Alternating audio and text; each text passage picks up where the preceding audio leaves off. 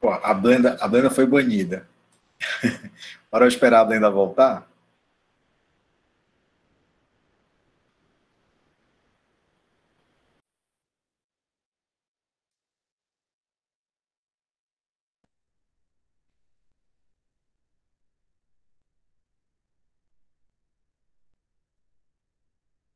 Beleza, galera. A Blenda já voltou?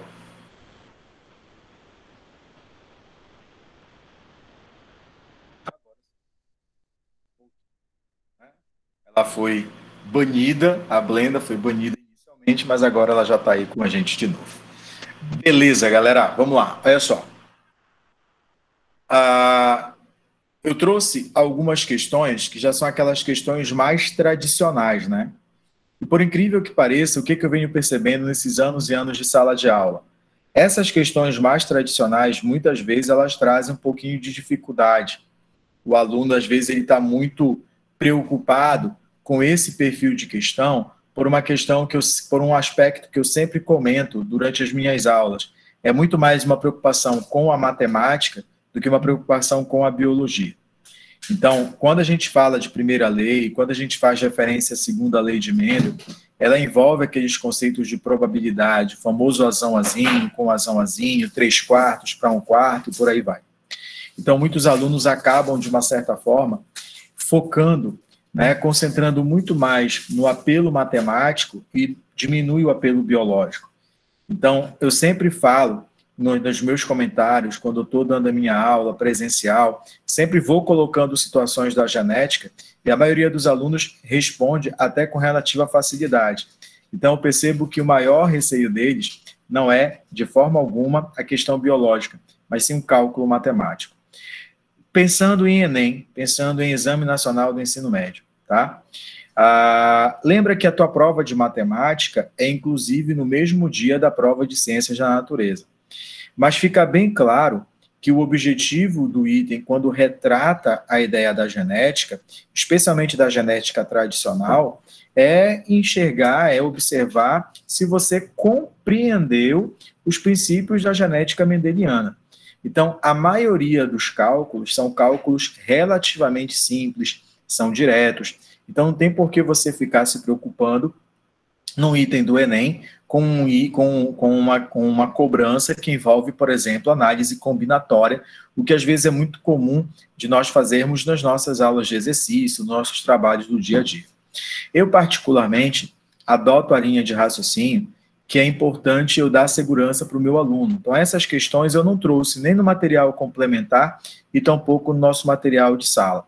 Em um outro momento, caso você esteja fazendo questões de genética que envolvam esses cálculos de probabilidade mais rebuscados, aí você entra em contato comigo, a gente tira a tua dúvida, eu te dou o caminho para você resolver. Isso, para o Enem, não vai ser cobrado.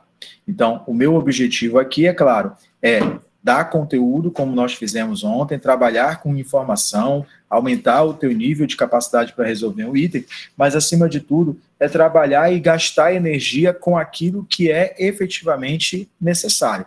A gente não vai ficar gastando energia com aquilo que a gente tem certeza que não vai cair. Então, a gente trabalha essa linha de raciocínio, fomenta conteúdo, mas dentro de uma estratégia daquilo que realmente é importante para você fazer uma prova. Tudo bem? Então, eu trouxe aí uma questão que também já foi tema da prova do Enem, não quis trazer o item do Enem que abordava esse assunto. Então, vamos logo trabalhando aqui, galera. Vamos lá, olha só. Ele fala sobre cruzamento teste. Só que olha a sacada que ele traz, olha só, acompanha aí. O cruzamento teste usado em genética é uma maneira de verificar se o indivíduo com fenótipo dominante está em homozigose ou heterozigose para essa característica. Cara, isso nós falamos ontem, nós discutimos ontem nas nossas aulas. Tudo bem? Isso nós discutimos ontem na nossa aula. Vamos lá para as primeiras anotações. Está aqui o nosso caderninho de anotação, né, o nosso material que a gente vai anotar, que depois eu vou salvar em PDF, vou enviar para vocês essas anotações, e como eu disse ainda há pouco, vou enviar no modelo raiz, da forma como está aqui, vai, beleza? Então, é só, vamos lá. Primeira questão, nós vamos analisar, ele está falando de um tópico importante, tá? De um tópico importante, e esse tópico é o cruzamento teste, beleza? cruzamento teste. Então, aqui é um ponto que a gente precisa levar em consideração. Cruzamento teste. Galera, sempre que você fizer referência ao cruzamento teste, ele já deu lá no enunciado o conceito de cruzamento teste. Conceito de cruzamento teste. Qual é o objetivo desse cruzamento? O objetivo do cruzamento teste é determinar veja que eu vou colocar, o genótipo do dominante. Marcos, por que eu tenho a preocupação de determinar o genótipo do dominante? Porque o dominante pode ser homozigoto, aí eu vou colocar o tradicional azão, ou heterozigoto, e vou colocar o tradicional azão. Beleza? Então, o cruzamento teste ele tem esse objetivo. O objetivo dele é determinar o genótipo do dominante, se ele é homozigoto ou heterozigoto. Galera, o Mendel ele fez cruzamento teste ao longo dos seus experimentos. Naquele momento, quando a gente está falando de Mendel, a gente está falando aí em meados do século XIX, não havia ainda o conceito, né? Não havia ainda um conceito relacionado de dominância e recessividade, ou então a ideia mais clássica de genótipo, fenótipo, homozigoto, heterozigoto. Esses são conceitos mais pós-Mendel, entende? Após a interpretação dos trabalhos de Mendel, esses conceitos foram sendo introduzidos na genética clássica. Como é que o Mendel chamava o homozigoto? O Mendel chamava o homozigoto de puro. Como é que o Mendel denominava o heterozigoto? O Mendel chamava o heterozigoto de híbrido. Tudo bem? Então, veja só, galera, qual é a importância do cruzamento teste? A importância do cruzamento teste é investigar se aquele indivíduo que tem o fenótipo dominante, se ele é puro ou se ele é híbrido, se ele é homozigoto ou heterozigoto. Esse é o objetivo do cruzamento teste. Aí vem um detalhezinho que é importante para vocês, tá?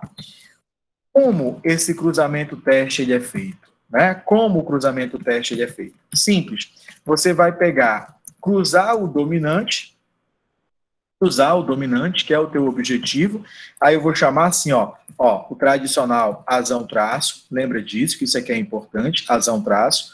Por que azão traço? Porque ele pode ser homozigoto ou heterozigoto com o recessivo. E aí o recessivo obrigatoriamente vai ser homozigoto. E daqui a pouco, mesmo nesse contexto aqui, eu já vou entrar nessa definição, que é uma definição bem conceitual mesmo, tá? Então a gente tem aí a ideia de como é feito o teste. Veja, eu vou aqui, o objetivo do teste é determinar o genótipo do dominante, se ele é puro ou híbrido. Como esse teste vai ser feito? Cruzando o dominante com o recessivo, e aí você vai analisar os resultados possíveis a partir desse teste, galera. Os resultados possíveis. Se desse cruzamento azão, traço, com azinho, o resultado for 100% dominantes, tudo bem? O dominante que você tem em mãos, o dominante testado, aí eu quero ver a resposta de vocês no chat. Vamos lá, vamos começar a interagir. Se eu pego o dominante e cruzo com o recessivo e 100% nasce dominante, responde aí no chat, pessoal. Responde aí no chat. Esse dominante vai ser puro ou híbrido? Puro ou híbrido? Pego o dominante, cruzo com o recessivo, ele vai ser puro ou híbrido? Puro. Então, veja que a partir dessa técnica, eu tenho condições de afirmar que o dominante testado ele é homozigoto, que o dominante testado ele vai ser a linhagem pura. Por sua vez, se eu pego o azão traço e cruzo com azinho, e deste cruzamento nascem 50% dominantes e 50% recessivos, o que a gente pode afirmar? Que o dominante testado, ele vai ser, ele será heterozigoto. Era, pasmem, o Mendel, em toda a sua lei, em toda a elaboração da sua lei, ele fez cruzamento teste o tempo todinho, justamente para que ele pudesse definir o que era puro, o que era híbrido. Marcos, mas como assim? Eu não estou compreendendo. Como é que a gente poderia analisar dentro de uma possibilidade de provas? Então, vamos lá, olha só. O que o Mendel efetivamente fez? Então, a gente vai falar agora rapidamente da primeira lei de Mendel. Primeira lei de Mendel. A primeira lei de Mendel é chamada de lei da segregação. Lei da segregação dos fatores. Segregação dos fatores. Alguns autores também chamam de lei da pureza dos gametas. Eu prefiro utilizar sempre a lei da segregação dos fatores, tá? Então, essa é a primeira lei de Mendel, também chamada de lei da segregação dos fatores, lei da pureza dos gametas. Beleza. O que a gente tem que destacar da primeira lei de Mendel? Na primeira lei de Mendel, ele analisou a transmissão de apenas um caráter. Tudo bem? Apenas um caráter. Por isso que é muito comum você chamar monohibridismo. Tá? Monohibridismo. Marcos, então sempre que eu me deparar com uma situação na prova onde está claro que é monohibridismo, é a primeira lei de Mendel? Sim. Ele está trabalhando com características que são transmitidas e que obedecem essa primeira lei de Mendel. Então, a primeira lei de Mendel, lei da segregação dos fatores, lei da pureza dos gametas. Mendel analisou a transmissão de apenas um caráter de cada vez. Bem? O que nós temos que tomar cuidado? Aí eu estou pensando em habilidade 15, tá? Qual foi o modelo experimental de Mendel? Modelo experimental. O modelo experimental foi a ervilha. Isso aqui é muito clássico, né, cara? Ervilha. O nome da ervilha é a famosa Pisum sativum. Correto? Olha a pergunta maliciosa que eu vou fazer para vocês. Responda aí no chat, pessoal. Olha a pergunta. A maneira que eu escrevi Pisum sativum é a forma adequada para a nomenclatura científica? Coloca sim ou não, né? S ou N, só a inicial. É a forma? Não, né? Bem, como eu estou digitando, eu teria que colocar esses termos em o que, pessoal? Itálico. Então, aqui eu estou colocando de acordo com a regra de nomenclatura científica, que isso é um padrão da biologia, isso é uma nomenclatura técnica da biologia. Isso aí a gente associa lá à habilidade 17, então você tem que ter domínio dessa forma de representação. Então, toma muito cuidado, tá? Então, a Pisum sativum foi o modelo experimental utilizado por Mendel, e ele utilizou esse modelo, não foi à toa. Quais são os fatores que a gente tem que levar em consideração quando analisa a Pisum sativum? Vamos lá. Ele tem rápida reprodução, correto? Então, se você tem rápida reprodução, você tem um grande número de gerações. A fácil manipulação. Quanto mais fácil de manusear, quanto mais fácil de manipular, o teu modelo experimental é muito mais fácil de ser controlado. Tudo bem? Então, além disso, aí a gente vai trabalhar uma situação importante. Características contrastantes.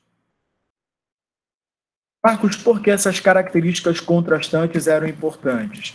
Porque assim ele conseguiu diferenciar dominante e recessivo. E você vai entender como ele diferenciava dominante e recessivo aqui comigo. Tudo bem? Então, o fato de ter essas características contrastantes foi fundamental para isso. E além disso, galera, a flor hermafrodita. A flor hermafrodita significa dizer que ele vai apresentar androceu e gineceu. Androceu e gineceu. E mais ainda, galera, cuidado com esse detalhe. Androceu, você lembra que é a parte masculina, gineceu, você lembra que é a parte feminina, e ela realiza autofecundação. Vou colocar autopolinização, porque foi assim que veio numa prova, e aí eu gosto, às vezes, de manter o termo da prova. Autopolinização. Ela se autopoliniza. A flor da ervilha, a gente chama tecnicamente flor cleistogâmica. Que diabo é isso? As pétalas são fechadas. Então, como as pétalas são fechadas, o grão de pólen produzido na antera vai cair lá na parte feminina da flor e ocorre assim a autopolinização. Galera, acompanhe o raciocínio, e isso é importante. Vejam só, quando o Mendel utiliza a ideia da autopolinização, ele tinha a noção de que as plantas eram puras. Acompanhe meu raciocínio. Por que eu estou dizendo isso para vocês? Vamos lá. Se eu pego uma plantinha amarela que se autopoliniza, vai originar sementinhas amarelas, que se autopolinizam, amarelas, que se autopolinizam, amarelas, que se autopolinizam, amarelas, que se autopolinizam, amarelas, que se autopolinizam, amarelas, que se autopolinizam, amarelas. Então, o que você pode afirmar? Que essas amarelas, elas são puras. Eu tenho certeza que quando eu fiz essa colocação, talvez alguns pensaram, porque elas são dominantes. Não, não, não. Elas são puras. Elas são puras. Se você pega verde, autopoliniza, verde, autopoliniza, verde, autopoliniza, verde, autopoliniza, verde. Você vai dizer que a verde é dominante? Não, você vai dizer que a verde ela é pura. Agora, o que o Mendel fazia? O Mendel fazia a polinização cruzada. O Mendel pegava o grão de pólen, olha só o que ele fazia. Ele pegava o grão de pólen da plantinha amarela e polinizava o estigma e colocava lá no carpelo da planta que produz semente verde. Ele fazia a polinização cruzada. E a partir daí era que ele era capaz de definir o que era dominante e o que era recessivo. Dentro da linguagem técnica tradicional de Mendel, o que ele afirmava? Que o caráter presente no híbrido é o dominante.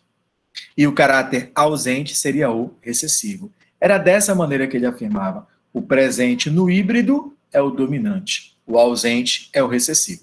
Então, se você pega a amarela, cruza com verde, nasceu amarela, amarela é dominante. Se você pega a lisa, cruza com rugosa, nasceu lisa, lisa é dominante. Compreenderam? Então, era assim que ele utilizava as características contrastantes para definir o que era dominante e o que era recessivo. Perceba como as características da ervilha elas foram essenciais como modelo experimental. Por que eu falei da habilidade 15? Porque a habilidade 15 traz assim, compreender modelos e experimentos. Então, é fundamental que você entenda o que o Mendel fez, por que ele fez e chegou àqueles resultados. Então, aí nós temos a razão, o contexto relacionado do modelo experimental. Então, o que nós vamos fazer aproveitando a oportunidade? Pessoal, percebam, como nós fizemos na aula de ontem. A gente pega as informações que estão no texto, eu nem estou mais me preocupando com o gabarito dela, porque eu tenho certeza que você que pegou o material de tarde é fofoqueiro, né? Você foi mexer no material, você foi resolver o material, porque você não pode ver um material de exercício que te dá um toque e parece que você tem que resolver tudo, né? Imediatamente, meu Deus, caiu o exercício, eu tenho que fazer. Então, eu sei que muitos de vocês já tentaram fazer, já foram fazer o material. Eu não estou mais me preocupando com o gabarito. Eu estou me preocupando com a proposta da aula de exercício. Como é que eu posso pegar um exercício e, a partir dele, extrair conteúdos para a gente discutir? O meu objetivo aqui, como eu disse na aula de ontem, é mudar o teu posicionamento com relação ao estudo. É te mostrar que você é capaz de estudar utilizando o exercício. Especialmente quem é pré-vestibular. Acredito que a grande maioria daqui sejam alunos de pré-vestibular. Tudo bem? Então vamos lá. Vou ler aqui o segundo parágrafo. Primeira lei de Mendel, lei da segregação dos fatores, analisou a transmissão de apenas um caráter, por isso que é chamada de monohibridismo. Modelo experimental, a ervilha Pisum sativum. Por quê? Rápida reprodução, fácil manipulação, características contrastantes, dominante e recessivo, flor hermafrodita, androceu e gineceu, realiza a autopolinização. Então, ele sabia que ele estava trabalhando com linhagens puras. Então, qual é a sacada, galera? Vamos aqui representar um exemplo do trabalho de Mendel. Então, Mendel pegou, por exemplo, plantinhas cujas sementes eram amarelas, cruzou essas amarelas, olha a sacada, cruzou amarelas puras com plantas verdes que também eram puras. Lembra que essas plantinhas aqui eram aquelas plantinhas que ele analisava a partir, né, a partir do processo de autopolinização. Então, isso nós chamamos de GP. O que é GP? GP é a famosa geração parental. GP é a famosa geração parental. Esse cruzamento, ele obteve a GF1, tudo bem? Que é a geração filial 1. E o que ele observava desse cruzamento? Que 100% das plantinhas, elas eram amarelas. Beleza? Aí eu quero a tua resposta no chat, só as iniciais. O que tu podes, então, afirmar? Que o caráter amarelo, diga aí para mim, pessoal, o caráter amarelo é um caráter dominante ou recessivo, pessoal? De acordo com o que eu coloquei, dominante ou recessivo? Show de bola, show de bola. E é um caráter dominante. Então, a gente sabe que a amarela é uma característica dominante. Agora, olha a pergunta que eu vou te fazer. Essas amarelas que surgiram agora, seriam amarelas puras ou híbridas? Só a inicial, P ou H, puras ou híbridas? Diga aí para mim. Híbridas. Ou seja, são amarelas, porém heterozigotas, né? São híbridas e, por isso, heterozigotas. Híbridas, por isso, heterozigotas. Olha só a malandragem, olha a malandragem. Eu vou te ajudar, hein? Puras ou homozigotas. Puras ou homozigotas. Pô, deu uma quebrada aqui, né? Então, eu vou colocar homozigotas. Deixa eu colocar barra aqui, vamos ver se fica.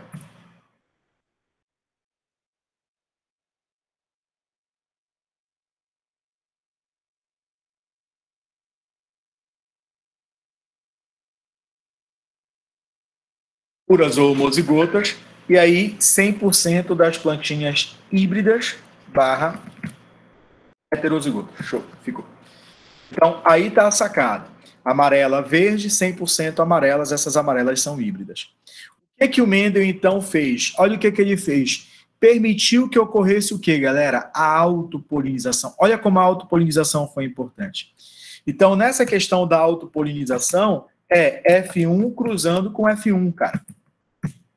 Então, se é F1 cruzando com F1, se é F1 cruzando com F1, qual é a sacada? É amarela cruzando com amarela.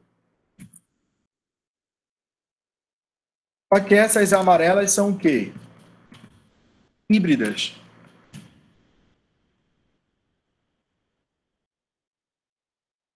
Híbridas. Beleza? É amarela cruzando com amarela, parceiro. Amarela cruzando com amarela. Tudo bem? E aí, desse cruzamento entre amarelas com amarelas, surgiu a geração F2. E aí, qual é a sacada?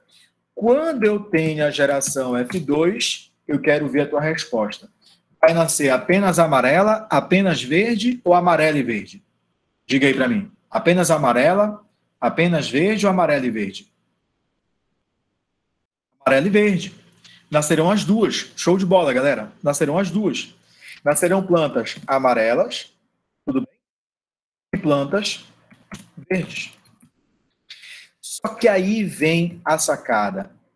Por quê? Galerinha, quando o Mendel chegava na geração F2, ele obtinha amarelas e verdes, ele não ficou aí. Por quê? Lembra que nós iniciamos essa discussão falando do cruzamento que, turma? Do cruzamento teste, correto? Nós iniciamos a discussão toda pelo cruzamento teste. Então, como é que o Mendel sabia que eram amarelas híbridas? Porque ele fazia o cruzamento teste.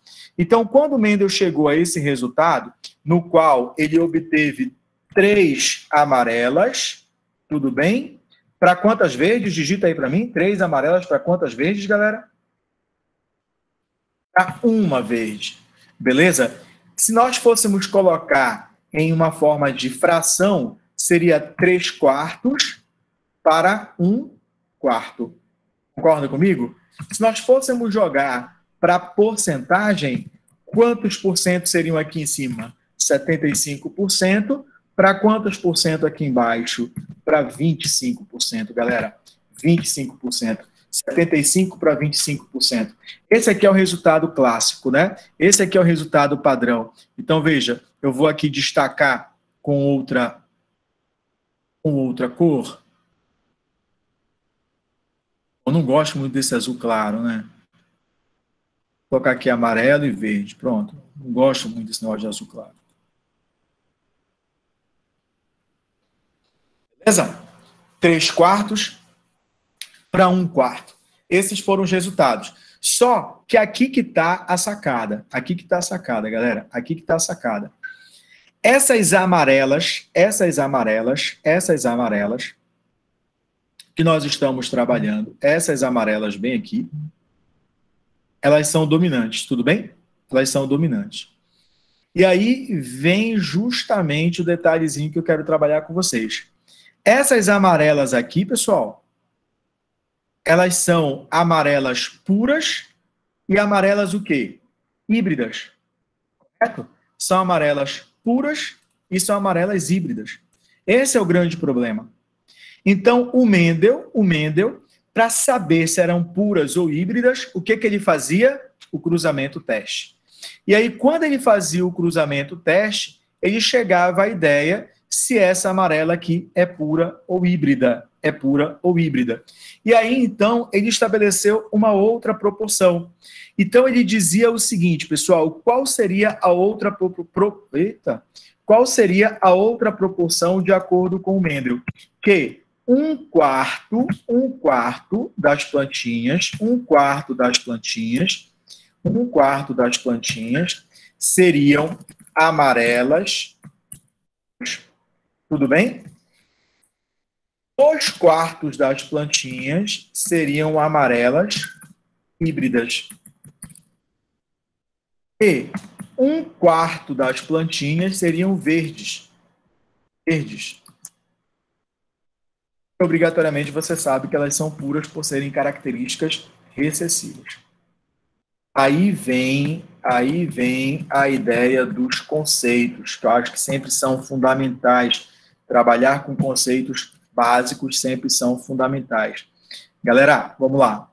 Eu vou colocar aqui, ó, 1/4, 2/4 e 1/4. Bem destacado para vocês. Tá? O que nós temos quando eu falo em proporção? Aqui eu tenho as duas proporções. Então, ao final da primeira lei, o Mendel, então, estabeleceu as famosas proporções. Proporções. A primeira proporção é justamente a proporção o quê? Fenotípica. Proporção fenotípica, o que você vai entender como proporção fenotípica? O caráter. Tá? É a característica que você está analisando, beleza?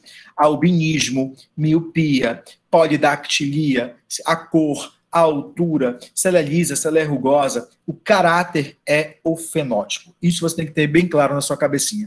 Então, a proporção fenotípica vai ser de 3/1. Vamos para a malandragem. 3 indivíduos com fenótipo dominante para um indivíduo com fenótipo recessivo. Bem? Além da proporção fenotípica, ele também colocou a proporção genotípica. O que é a proporção genotípica? Vai pelas palavras genotípica, genótipo, genes, pares de letras. Tudo bem? Aqui colocar genes. Tá? Embora o Mendel não falava gene, né? Vou colocar gene / fator, que era a palavra que o Mendel utilizava. E quando você fala em proporção genotípica, eu vou ter um dominante / homozigoto para 2 dominantes / heterozigoto para um recessivo / homozigoto. Isso aqui, galera, é fundamental para vocês. Por quê? Porque por aqui tu tens condições de fazer 1 milhão de questões. Eu falo isso porque é verdade, pessoal.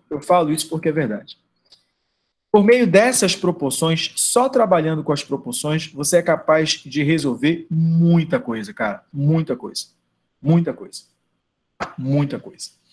E aí eu vou te provar que você, por meio dessas proporções, é capaz de resolver muita coisa. Vamos lá.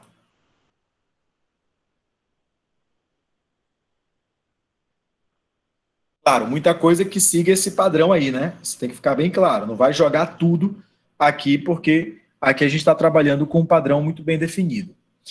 Digita aí para mim. Albinismo é dominante ou recessivo? Albinismo, dominante ou recessivo? Vai. Boa. Qual é o genótipo? Qual é o genótipo do albino?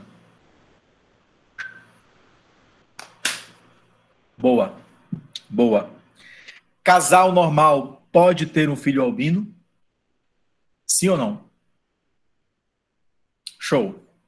Desde que seja homozigoto ou heterozigoto? Show. Beleza. Olha agora, olha a sacada, olha a sacada, olha a rataria, olha a malandragem.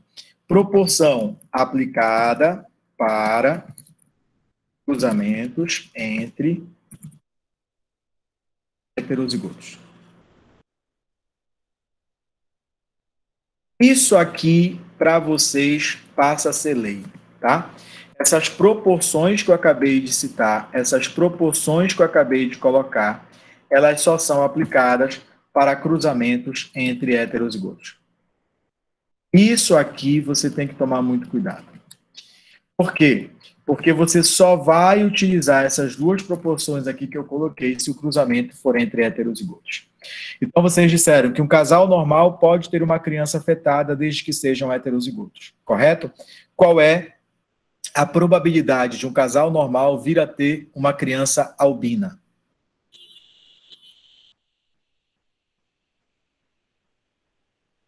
Cuidado. 25% é a porcentagem. Eu perguntei a probabilidade. Um quarto. Compreendeu? Um quarto. Qual é a probabilidade desse casal vir a ter crianças normais?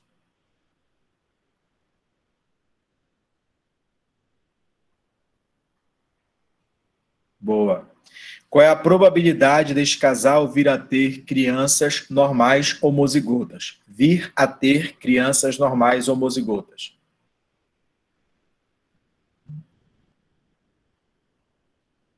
Qual é a probabilidade desse casal vir a ter crianças normais heterozigotas?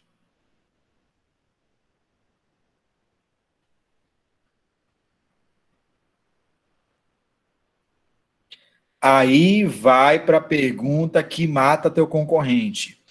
Esse casal está esperando uma criança, perdão, vou melhorar. Este casal teve uma criança e ela é normal. Teve uma criança e ela é normal. Esse casal teve uma criança e ela é normal. Qual é a probabilidade desta criança normal ser heterozigota?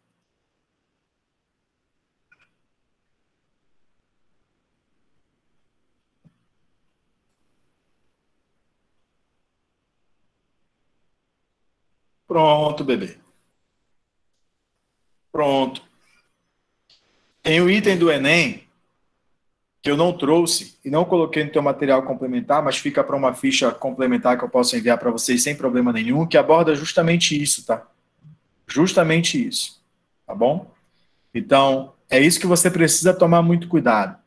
Perceberam que a pergunta que eu fiz foi: a criança ela é normal. Qual é a probabilidade dela ser heterozigota? Então, isso mudou tudo. Mudou tudo. Porque você já sabe o fenótipo dela, que é normal, então você vai excluir a possibilidade dela ser afetada.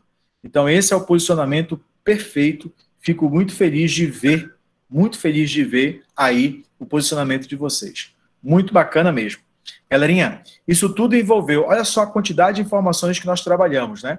A partir da primeira questão, que tinha como base cruzamento e teste, falamos logo aqui de primeira lei de Mendel, falamos de proporção. Tudo bem?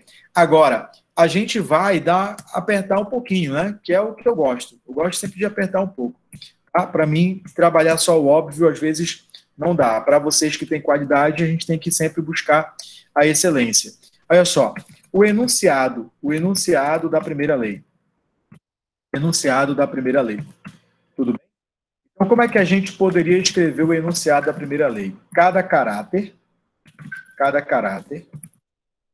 determinado por um par de fatores separam a formação de gametas. Cada fator para cada gameta. Lembra que eu disse lá em cima, a primeira lei de Mendel, lembra que eu comentei lá em cima que a primeira lei de Mendel é também chamada de lei da pureza dos gametas, correto? Por quê? Porque cada gameta vai ter apenas um fator de cada par, tá? É chamada lei da pureza dos gametas. Essa que foi a ideia que eu coloquei lá para vocês. Agora, vejam só. Quando eu faço referência a caráter, aqui a gente pode substituir. Tudo bem? A gente pode substituir. Galera, caráter eu posso substituir por qual palavra? Por qual palavra? Fenótipo ou genótipo? Galera, caráter eu posso substituir por qual palavra? Fenótipo ou genótipo? Boa, boa. Boa. É determinado por um par de fatores. Par de fatores eu vou substituir pelo quê? Fenótipo ou genótipo, pessoal?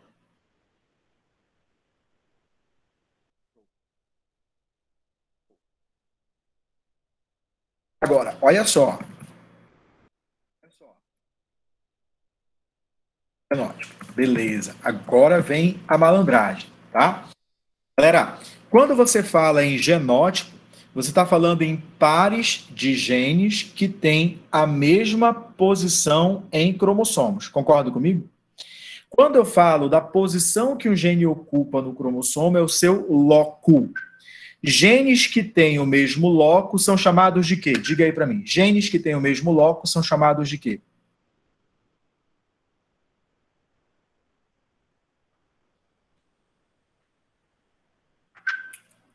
Boa, boa. Inverteram, inverteram. Vamos lá, me acompanha. Genes no mesmo loco são chamados de alelos. Alelos. Cromossomos que têm a mesma sequência de genes e de alelos são chamados de homólogos. Então, esse genótipo, como é que nós vamos colocar? Pares de alelos localizados em cromossomos homólogos. Pares de alelos localizados em cromossomos homólogos. Quem escreveu homólogo aí? Quem escreveu homólogo aí? Deu para entender agora? Deu para tirar essa dúvida? Cromossomo é homólogo. Genes, alelos, tá? Beleza? Beleza? Show de bola. Vamos lá. Que se separam na formação de gametas. Ai, galera, vamos lá, vamos lá, vamos lá. Qual é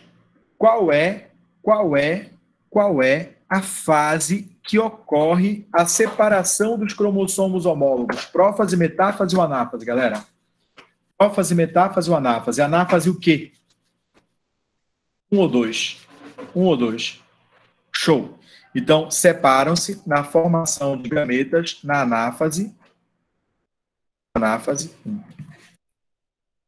E aí, quando a gente fala formação de gametas, para a maioria dos seres vivos,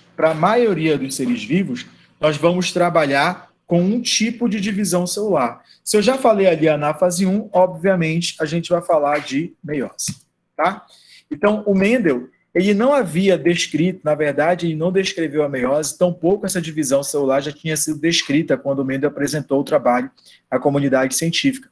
Mas é porque, de uma certa maneira, ele imaginou que para que a ideia dele fosse válida, isso teria que acontecer. Olha, a anáfase 2 são cromátides irmãs. Perfeito. A anáfase 2 são cromátides irmãs, Bárbara. Tá? Então, veja a quantidade de informações. Olha o que a gente pode... Como é que a gente pode ler agora o enunciado da primeira lei? Cada fenótipo é determinado por um genótipo, que são alelos localizados em cromossomos homólogos, que se separam na anáfase 1 da meiose, indo cada alelo para cada gameta. Então, aqui eu tenho o enunciado da primeira lei, dentro de uma visão clássica e dentro de uma visão mais moderna. Tudo bem? Uma visão clássica e uma visão mais moderna. Então, fiquem atentos aí com essas observações que nós acabamos de colocar. Não esqueçam que ao longo dos experimentos de Mendel, ele aplicava o cruzamento-teste para identificar se o indivíduo ele era homozigoto ou se ele era heterozigoto, tudo bem? Ele aplicava. Galera, eu já comecei a falar de primeira lei de Mendel, então, meu parceiro, vamos logo falar aqui da segunda lei de Mendel, tá? Vamos logo falar aqui da segunda lei de Mendel. Vamos logo colocar o terror, tudo bem? Segunda lei de Mendel, tudo bem? Lei da segregação independente. Lei da segregação independente. Essa é a sacada, lei da segregação independente. Na segunda lei, ele analisou a transmissão de duas ou mais características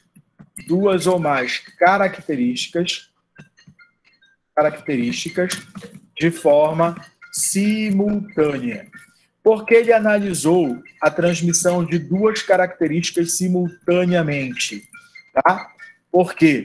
Porque ele queria verificar se essa transmissão era dependente ou não. Marcos, me explica aí como seria essa ideia de transmissão simultaneamente. Me explica aí como é que seria essa ideia de transmissão dependente ou não. Será que toda amarela era lisa, partindo da ideia de que amarelo e liso são caracteres dominantes? Será que toda amarela é lisa? Será que toda verde é rugosa? Esse era o ponto de interrogação do Mendel. Então, ele fez uma análise mais minuciosa a partir da sua segunda lei. Por isso que a gente chama de lei da segregação independente. Essa lei, o mais comum para a gente em prova, como o Enem já trouxe, é o famoso dihibridismo. Marcos, o que quer dizer dihibridismo? A análise da transmissão de duas características de forma simultânea. Dihibridismo. Beleza? Então, vamos para um exemplo aqui que eu considero que seja importante para vocês, tá? Olha só o que o Mendel fez. O Mendel pegou a geração parental. Lembra que a geração parental são linhagens puras, né? Linhagens puras. Então, ele pegou amarelas, lisas, e as cruzou com verdes, rugosas. Galera, tem uma questão do Enem que ele traz isso aí. E aí o aluno às vezes chega para mim, Marcos, eu não consigo chegar à resposta, por que tal? E eu resolvo para ele só lendo o enunciado. Vamos ver se a gente consegue fazer isso aí. É claro que envolve cálculo matemático, mas a base, obviamente, a gente extrai daí. Ó, amarelas lisas com verdes rugosas. Não esqueçam que a geração parental, eu vou colocar aqui ao lado, são plantas o quê? Puras. Tudo bem? Amarelas lisas e verdes rugosas. Então, ele vai obter a geração filial 1. A geração filial 1 serão plantas o quê, galera? Híbridas. Híbridas. E aí, qual foi o resultado desse cruzamento? Ele obteve 100% de amarelas lisas. A pergunta que eu faço para vocês é o seguinte, esse resultado é esperado ou inesperado? Respondem para mim. Esse resultado é esperado ou inesperado?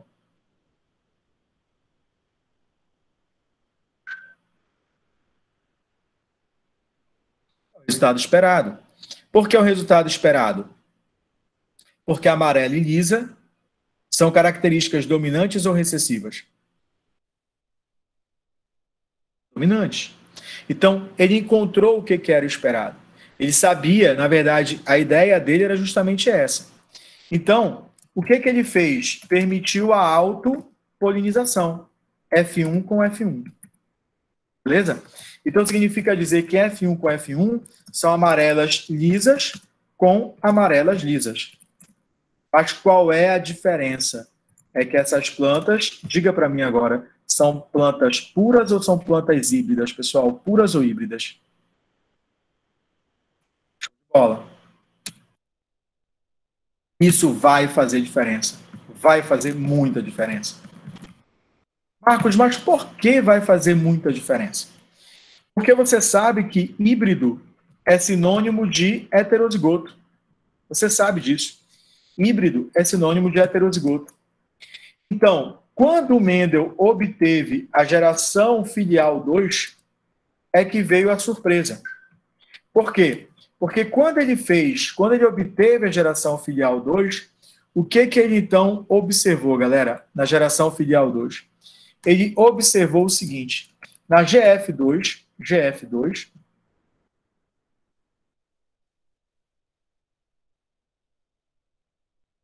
ele observou amarelas lisas, amarelas rugosas, verdes lisas, verdes rugosas. Isso que ele observou. Ele estabeleceu uma proporção. Quem sabe, alguém lembra qual é a proporção de amarelas lisas, amarelas rugosas, verdes lisas e verdes rugosas? Quais são os númerozinhos que a gente coloca aí? Boa, Laura. Boa, Cissa. 9.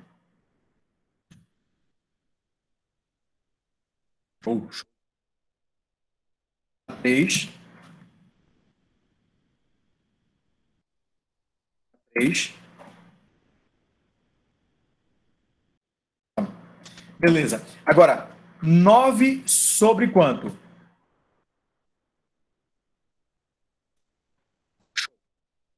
16.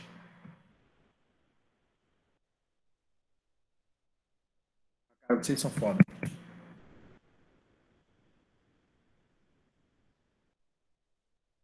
9 sobre 16. Então vamos lá. O que eu vou fazer? Vai ficar para a gente enxergar melhor.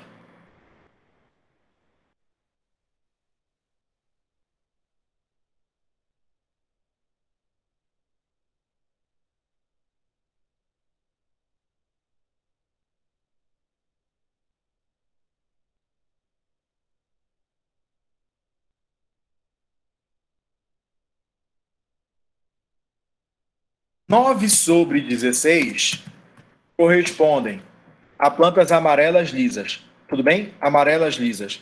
Digita aí para mim. Amarela lisa é genótipo ou fenótipo? Genótipo ou fenótipo? Então, a proporção fenotípica aí é 9 para 3 para 3 para 1. Beleza? Ele está te dando a proporção fenotípica da segunda lei de Mendel. Amarela e lisa são caracteres dominantes ou recessivos? Amarelas lisas são dominantes ou recessivas? Boa. Então, 9 sobre 16 serão indivíduos que apresentam as duas características dominantes. Dominante barra dominante. Vamos lá para outra. Amarela rugosa, dominante barra recessivo. Verde lisa, recessivo barra dominante. Verde rugoso. Oxe. Verde rugoso, recessivo.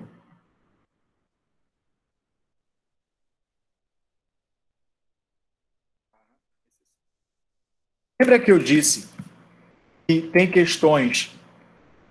A minha ideia é essa, e eu quero te ajudar nesse sentido, que você vai resolver sem obrigatoriamente fazer cálculo. Essa é a minha intenção, tá? Aqui talvez a gente já consiga te mostrar isso. Já consigo te mostrar isso aqui. Vamos lá. Vamos lá. Vou te mostrar agora. Sempre que você for trabalhar proporção para... Vou colocar aqui, ó. GF2. Não quero que isso baixe, mas por uma questão de toque de organização. A pergunta que eu vou fazer para vocês é o seguinte. As proporções mendelianas, elas são atribuídas para cruzamento entre indivíduos puros ou indivíduos híbridos, pessoal? Puros ou híbridos? As proporções mendelianas são atribuídas para indivíduos puros ou híbridos?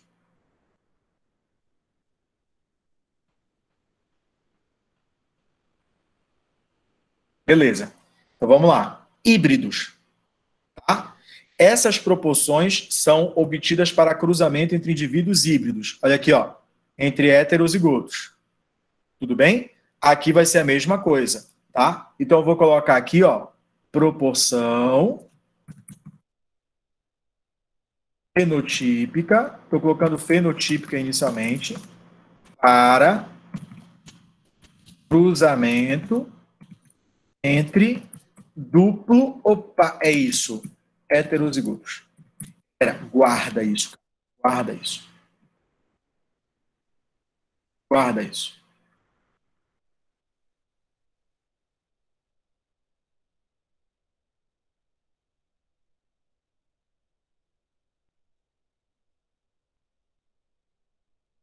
Essa proporção obtida, ela é para cruzamento entre indivíduos duplo heterozigotos. Beleza? Isso é padrão. Como é que a gente vai aplicar isso? Vamos lá. Albinismo, albinismo, albinismo é recessivo. Miopia é recessivo. Tudo bem? Então, eu posso ter casal normal tendo filhos albinos e míopes. Concorda comigo? Para que um casal normal tenha filho albino e míope, esse casal tem que ser o quê, pessoal? Homozigoto ou heterozigoto? Para um casal normal ter filho albino e míope, homozigoto ou heterozigoto?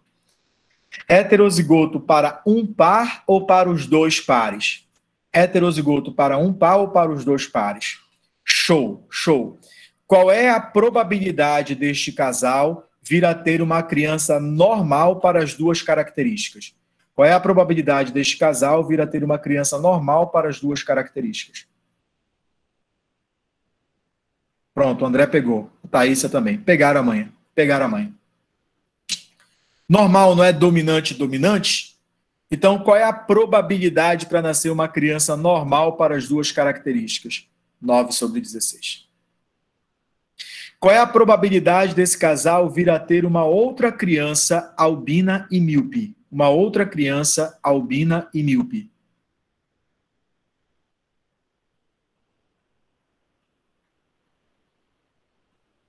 Show.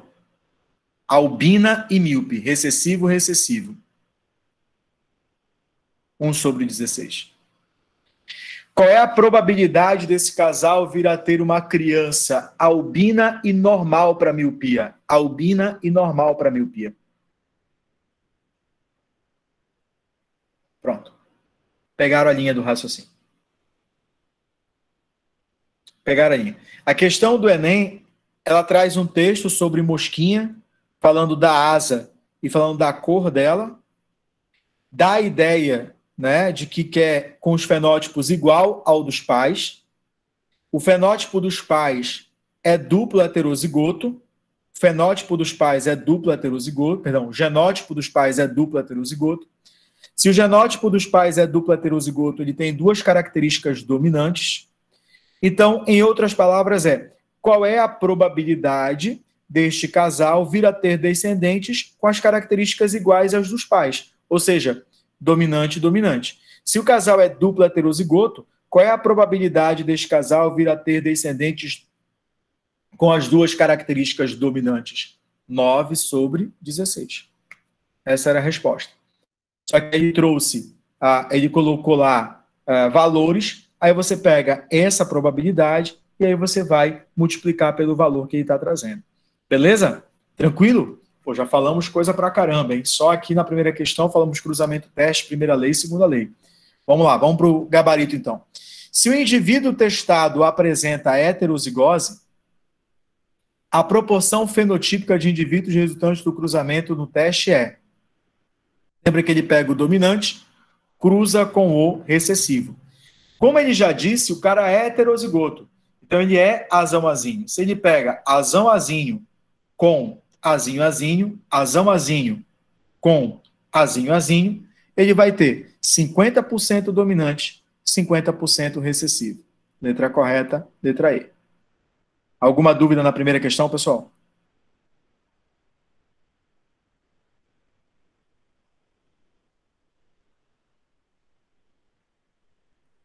Tudo ok? Vamos para a segunda. A segunda, a gente só tem que tomar cuidado com um detalhezinho que é importante, tá? A gente só tem que tomar cuidado com um detalhezinho que é importante. Vamos lá. Ele está trabalhando lóbulo da orelha, é uma característica determinada por um par de alelos, no qual o alelo recessivo é responsável pelo lóbulo preso ou aderente. Tudo bem? Então vamos lá. Como é que a gente vai trabalhar com uma questão similar a essa segunda questão aí? Galera, primeira coisa que vocês precisam ter bem claro na cabeça de vocês, tá? Não, é o seguinte. Eu sempre digo que não passar no vestibular é algo que a gente tem que levar em consideração como possibilidade quando você faz uma prova. Quando você faz uma prova, ou vai dar certo, ou não vai dar certo. Então a gente tem que ter isso na nossa cabeça.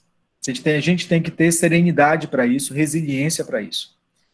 Sabe que há um grau de dificuldade enorme, especialmente quando você pensa num curso como é o curso de medicina, pela competitividade que exige. Mas o que não dá para fazer é você entender aquilo que de errado você fez e repetir, tá? Então, o que às vezes eu olho e percebo, especialmente quando a gente está trabalhando revisão, que muito aluno pega a questão de probabilidade e, putz, quer resolver, cara, olhando para a questão. Tem que escrever, tem que escrever. Não adianta. A segunda questão, ela vai trabalhar com um caso que envolve uma herança autossômica, ele vai envolver uma herança autossômica, tudo bem? Que ele diz que é o lobo da orelha. O que ele disse na questão referente ao lobo da orelha? Se for aderente, ele disse que é recessivo, e eu vou chamar de azinho-azinho. Ele fala o lobo solto, tudo bem? É o dominante, eu vou chamar de azão-traço. Todos compreendem o azão-traço? Aí confortável, pessoal? Porque pode ser homozigoto ou heterozigoto, né? Então a gente representa dessa maneira. Beleza. A gente sabe lobo aderente e lobo solto.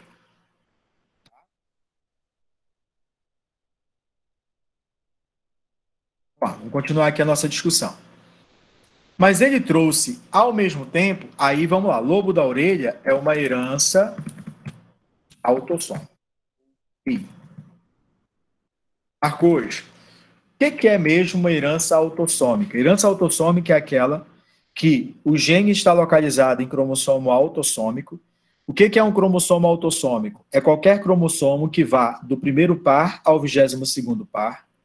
E a manifestação dessa característica se dá de forma proporcional no sexo masculino e no sexo feminino. Então, quando você olha uma pessoa que é míope, você sabe que aproximadamente numa amostra populacional, o número de homens míopes vai ser aproximadamente igual ao número de mulheres míopes. Então, isso indica que é uma herança autossômica. Tudo bem? Então, herança autossômica, o número de homens e mulheres afetados é aproximadamente igual. Galera, só que ele trouxe uma outra característica. Ele trouxe uma outra característica que já foi comentado ontem, mas eu vou voltar a falar agora, tá? Que é a hemofilia. E aí, qual é a importância da hemofilia? A hemofilia é uma herança ligada ao sexo recessiva. Beleza? Então, por que mesmo herança ligada ao sexo? Responda aí para mim. Porque o gene está localizado em qual cromossomo? Herança ligada ao sexo? Boa, Cissá. Boa, boa, boa. Então, o gene está localizado no cromossomo. Lembra qual é a região? Região homóloga ou não homóloga? Qual é a região? Homóloga ou não homóloga? Boa. A região não homóloga. Não homóloga a Y. Tudo bem? É uma região específica, né? É exclusiva do cromossomo X. A gente pode trabalhar dessa ideia. Ela é exclusiva do cromossomo X. Então, o que a gente tem que levar para a nossa prova? A hemofilia é uma herança ligada ao sexo recessivo. Então, a gente tem que tomar muito cuidado com algumas particularidades com relação a isso. né? Uma das particularidades que a gente pode trabalhar em relação à hemofilia, tá? Tem a ver diretamente com a questão das manifestações no sexo. Agora eu estou atrás da espada de Marte. Será que tem aqui?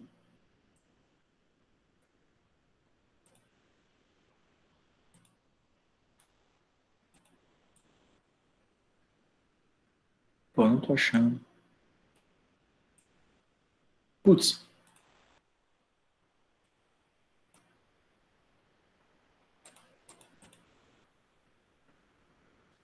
Os caras colocam um monte de símbolo da matemática, da física e esquecem os símbolos da biologia.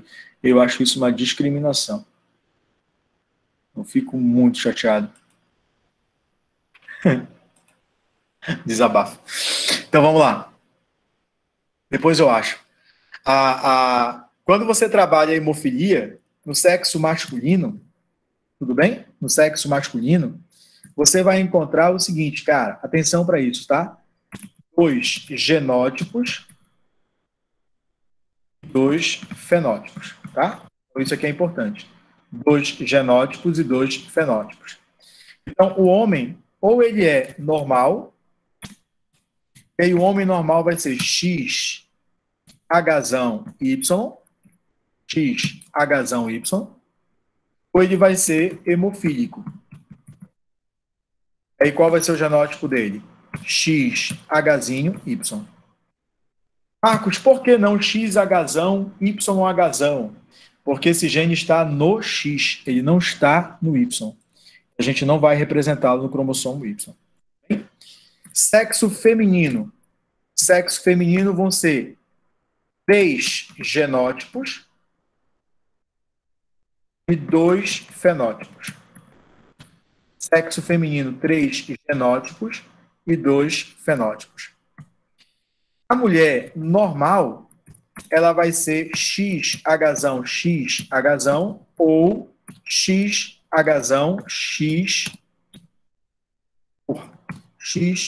Hzinho. Tudo bem? Hzão, Hzão ou Hzão, Hzinho. Aí vem a sacada, tudo bem? Esta mulher aqui, ó, Hzão, Hzinho, é a famosa normal portadora. Alguns chamam de carreadora. Eu não gosto dessa colocação, mas alguns já colocaram, tá? Normal portadora ou carreadora. Ela tem o gene, mas ela é fenotipicamente normal. Existe a mulher hemofílica. Eu até disse na aula de ontem. A hemofilia no sexo feminino, ela é muito rara. Ela é muito rara.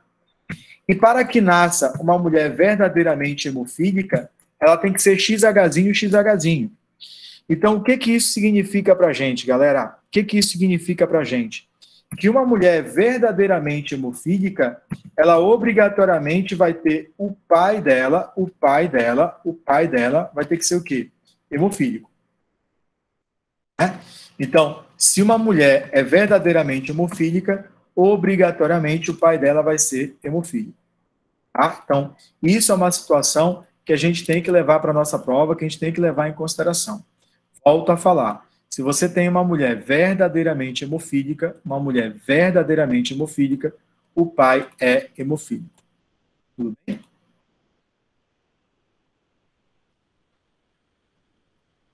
Boa. Ela pode apresentar o que nós chamamos de manifestação variável do heterozigoto, tá? Manifestação variável do heterozigoto. Desde que ela seja normal portadora, tá? Desde que ela seja normal portadora. Então, se ela for normal portadora, ela pode ter uma manifestação gradual. Isso nós chamamos de expressividade variável do heterozigoto. Então, mulheres que são normais portadoras podem apresentar graduações dessa doença. Essas graduações são justamente em consequência da inativação do cromossomo X. Bem? Então, vejam só.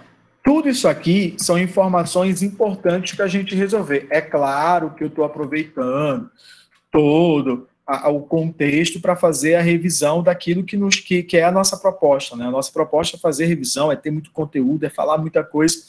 Então a gente está pegando e utilizando como oportunidade para a gente discutir. Então, vamos lá, vamos colocar aqui a questão. Olha o que a questão traz. A hemofilia é um distúrbio da coagulação sanguínea, o qual é condicionado por um alelo recessivo localizado no cromossomo X.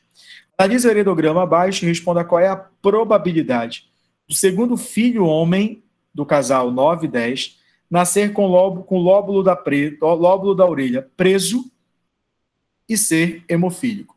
Então, ele está trabalhando aqui, certo? Está trabalhando bem aqui.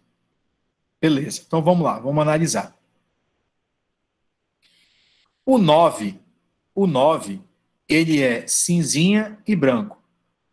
Cinza e branco. Correto? Cinza e branco. Esse aqui, opa, melhor dizendo, desculpa. O lobo solto é o cinza. Beleza? O branco é coagulação normal. Tranquilo? Cinza solto, e o escuro é hemofílico. Então, qual é a sacada? O casal 9 e 10, que eu vou jogar logo direto aqui na questão, casal 9 e 10, 9, qual é a característica do 9? Lobo solto, que é normal para hemofilia. Sendo que é do sexo feminino, né?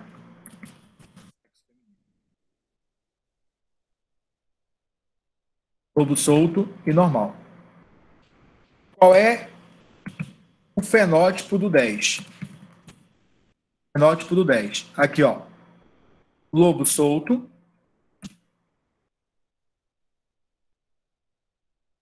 hemofílico. Sexo masculino.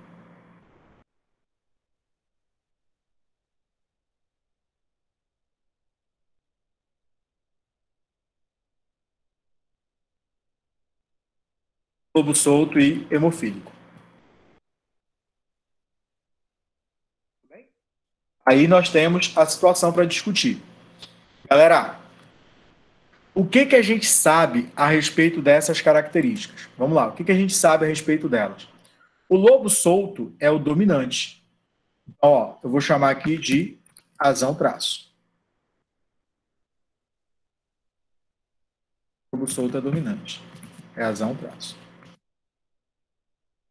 Vamos para a questão. Esse cara já teve um filho com lobo preso. Qual é o genótipo do lobo preso? Ou lóbulo preso, né?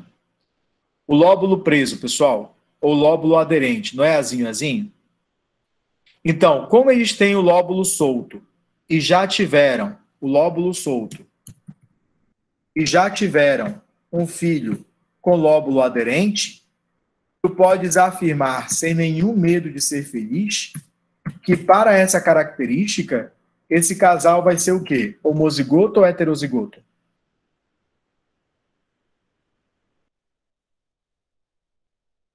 O lóbulo da orelha, homozigoto ou heterozigoto, galera?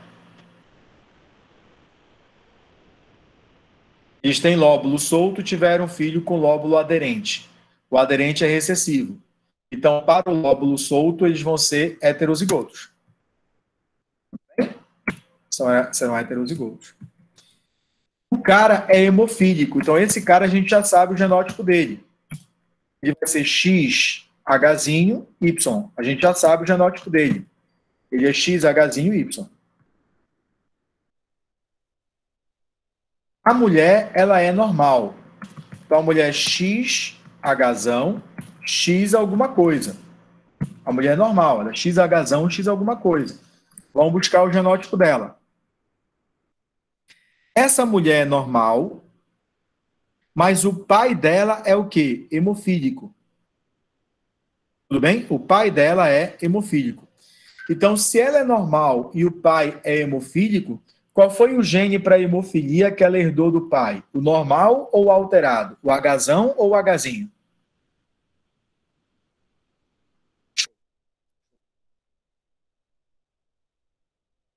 Então, você vai afirmar que essa mulher é heterozigota. Galera, a gente está trabalhando com segunda lei de Mendel, concorda comigo?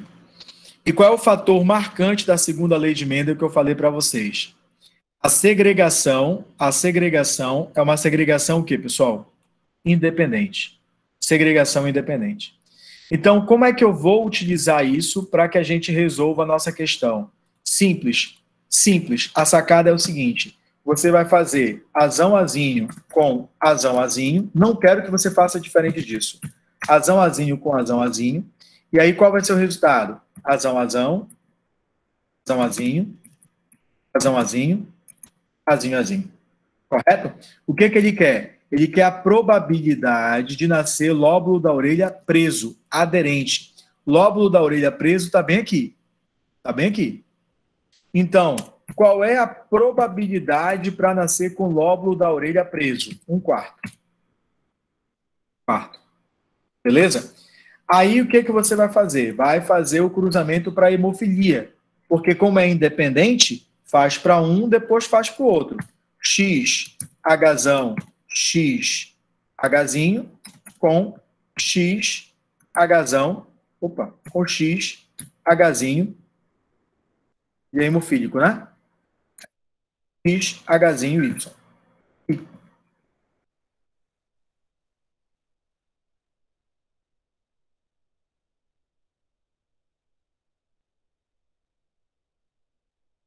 Tudo bem? Aí você vai ter que tomar cuidado, ó. Primeiro com o primeiro. X, aí vem a malandragem. X, Hzão, X, Hzinho.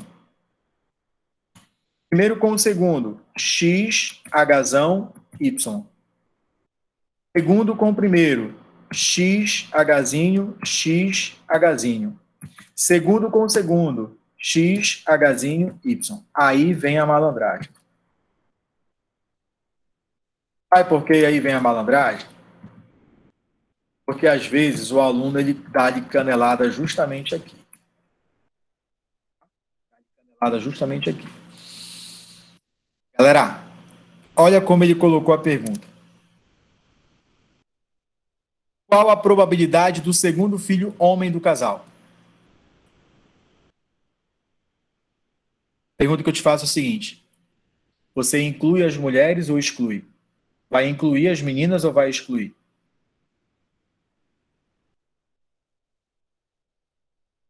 Então, se você exclui as meninas, quem é que você vai levar em consideração? Apenas os meninos, certo? Apenas os meninos. Então, nesse cenário, qual é a probabilidade? Qual a probabilidade de ser hemofílico? Meio. Meio. Então, a tua resposta, que eu vou chamar de probabilidade final, vai ser o quê? Um quarto, que é a probabilidade de ter o lobo da orelha do jeito que ele quer, vezes meio, que vai ser a probabilidade de nascer com o sexo masculino com hemofilia. E a resposta, então, vai ser um oitavo. E a letra correta, B de bola. Fluiu? Alguma dúvida nisso aí? Porque afirmamos que a mulher 9 é hétero para a hemofilia. A mulher 9 é hétero para hemofilia.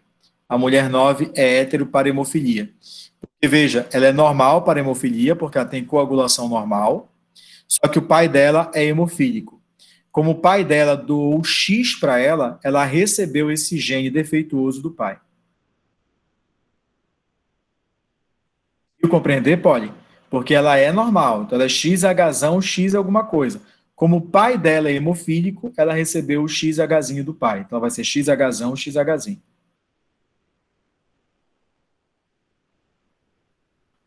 Deu para compreender, filha?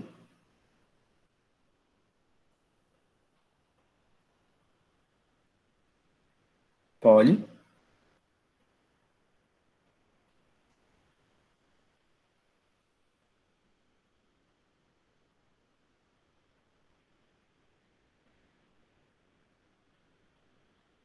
Tranquilo?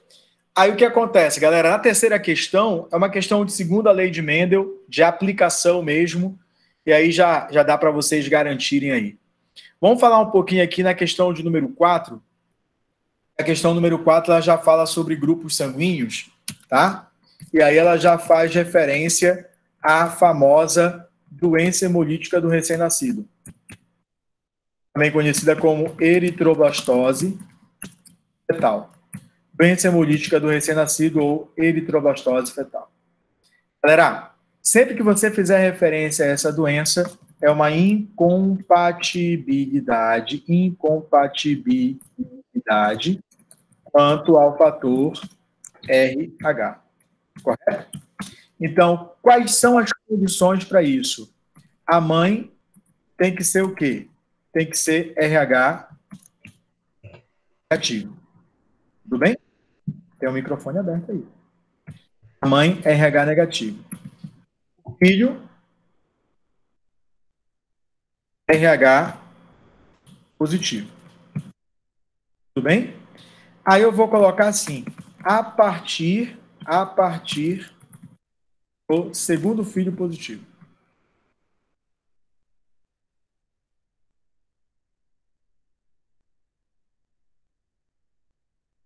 A partir do segundo filho positivo, ele vai nascer com doença hemolítica do recém-nascido. Então, isso aqui é importante para vocês. O primeiro filho ou filha geralmente vai ser normal. Tudo bem? O primeiro filho ou filha geralmente vai ser normal. Então, esse filho afetar, esse filho RH positivo, as hemácias dele vão entrar em contato com o sangue da mãe, que é RH negativo. Aí responda para mim. A mãe que não tem um antígeno vai reconhecer o sangue do filho como algo próprio ou como algo estranho, pessoal? Vai reconhecer o sangue do filho como algo próprio ou estranho? Como antígeno. E aí passa a produzir anticorpos anti-RH. Então, a mãe, ela só vai ter a filho com eritroblastose fetal se essa criança for RH positivo e se ela estiver sensibilizada. Então, isso é importante. Só vai ter crianças com eritroblastose fetal se essa mulher for RH negativo e ela estiver sensibilizada. O que é estar sensibilizada? Vamos colocar isso como observação. Mulher sensibilizada.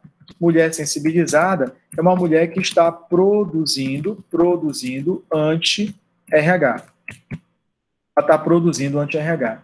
Então, todas as vezes que ela tiver um filho RH positivo, esse anti-RH vai atravessar a barreira placentária e vai destruir as hemácias fetais. Tudo bem? Então, percebam, os anticorpos maternos destruirão as hemácias do feto. Por isso que você diz, chama essa doença de doença hemolítica do recém-nascido. Qual é a consequência básica disso? Se está tendo uma destruição de hemácias, ele vai ter anemia. Aí ele começa a lançar eritroblastos, que são hemácias jovens, nucleadas. Daí porque você diz que o nome dessa doença é eritroblastose fetal. Galera, aí ficou bem fácil para vocês. Vamos lá. Sabendo que Maria jamais se submeteu a nenhuma transfusão sanguínea e que João, primeiro filho de Maria, não apresentou a doença, assinale a alternativa que determina, respectivamente, os fenótipos de Maria, Rodrigo e de João. Vamos para cá. Rodrigo, segundo filho de Maria, ao nascer apresentou hemólise de hemácias. Então, ele nasceu com eritroblastose fetal. Tudo bem? Então, Maria é a mãe. Rodrigo é o filho que nasceu com eritroblastose fetal. E João é o primeiro filho de Maria. Então, o que o João fez com a Maria? Sensibilizou a Maria. Então, diga para mim, pessoal, a Maria, que é a mãe e teve filho com eritroblastose fetal, é RH positivo ou negativo? Show. O Rodrigo, que sensibilizou a Maria, é RH o quê? Pronto. E João, RH positivo. O João vai ser positivo. Minto, né? O Rodrigo, na verdade, nasceu com eritroblastose fetal, então ele vai ser positivo. E o João sensibilizou a Maria. Então ele vai ser RH positivo. Negativo, positivo, positivo. Letra correta. Opa. Letra correta, D de dado. Isso.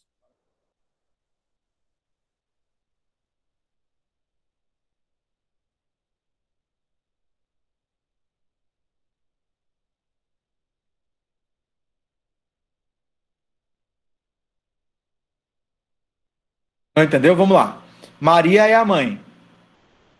Ficou claro que a Maria é RH negativo?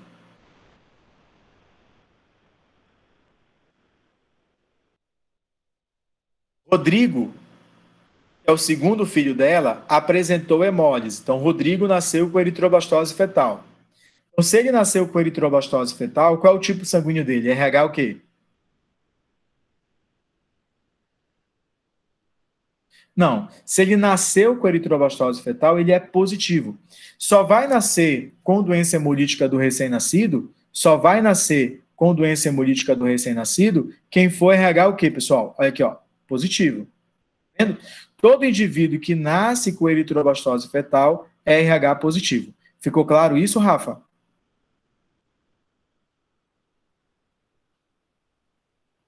Beleza. Então, para que ele tenha nascido com eritroblastose fetal, o João, que foi o primeiro filho e nasceu normal, ele sensibilizou a Maria. Maria é negativo. Como é que o João vai sensibilizar a Maria? Desde que ele seja positivo. Então, as hemácias positivas do João estimularam a Maria a produzir anti-RH. Quando ela ficou grávida do Rodrigo, o anti-RH dela destruiu as hemácias do Rodrigo. Então, a Maria é negativo, o Rodrigo é positivo e o João é positivo também. Deu para acompanhar agora, filha? Boa, boa. Vamos lá. Quinta. A quinta é show de bola. O heredograma mostra dois tipos sanguíneos do sistema ABO e alguns familiares de João e Maria. Cuidado, hein? Cuidado. A probabilidade de João e Maria terem uma criança com o mesmo tipo sanguíneo da mãe de Maria é, vamos lá. Galera, isso aqui envolve probabilidade condicional, tá? Isso aqui envolve probabilidade condicional. Ah, vamos lá para as anotações. Vamos primeiro definir aqui, aí eu vou fazer assim, vamos ver se eu consigo.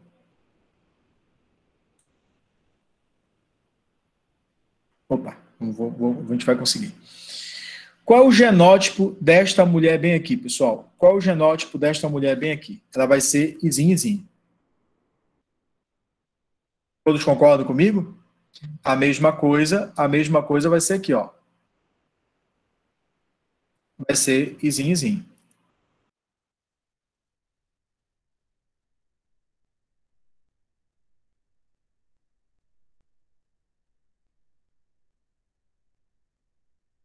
Tudo bem? A mesma coisa vai ser aqui. Izinho, izinho.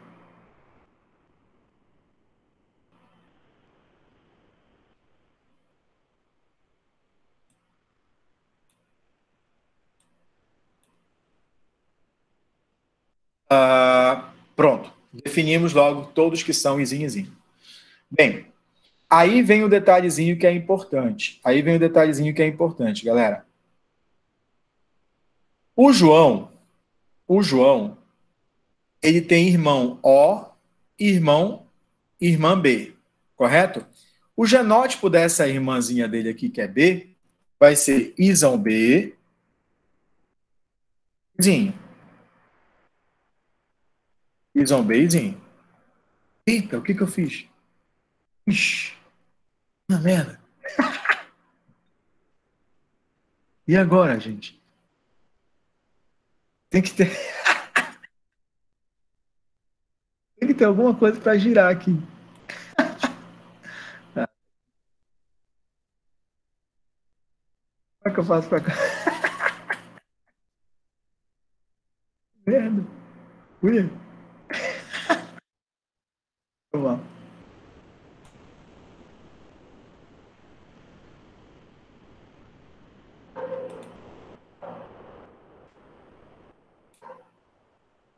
Ufa. Vamos lá. Voltando às nossas CNTPs. Então, esta irmãzinha dele aqui, esta irmãzinha dele aqui, vai ser isão B, zinho. Vou deixar assim. Vai ser isão B, zinho. Beleza? Opa, achei. Vem aqui. Aí tá um detalhezinho, galera. Esse cara bem aqui, ele vai ser, pelo que nós estamos observando, isão B, zinho. Todos conseguiram me acompanhar por que ele é isão Bzinho? Por que ele é isão Bzinho? Porque ele teve um filho, uma filha do grupo B, e teve uma filha do grupo B, e ele teve uma filha e uma filha do grupo O. Então, essa filha aqui, pelo fato de ela ser izinho, izinho, a gente já sabe que veio um izinho do pai e um izinho da mãe. Tudo bem? Veio um izinho do pai e um izinho da mãe. A gente consegue definir isso aqui para ela. O João.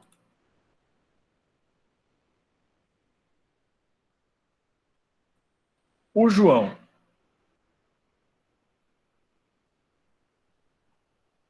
O João.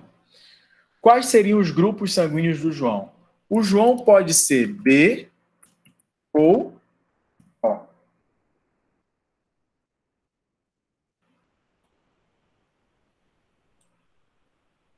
O João pode ser B ou O.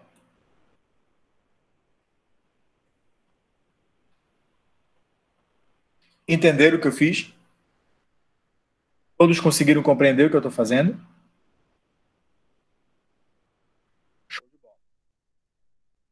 Vamos para cá. A mãe da Maria seria de qual grupo, pessoal? A mãe da Maria seria de qual grupo?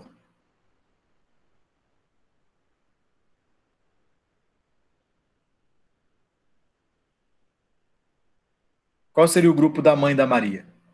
Veja, ela casou aqui com o pai da Maria, e perfeito.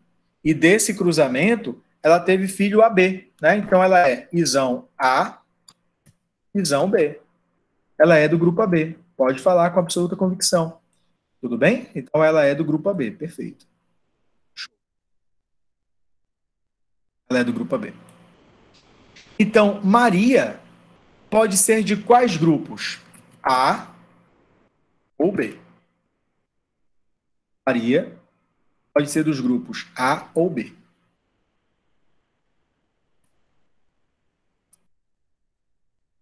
Entenderam? Todos entenderam?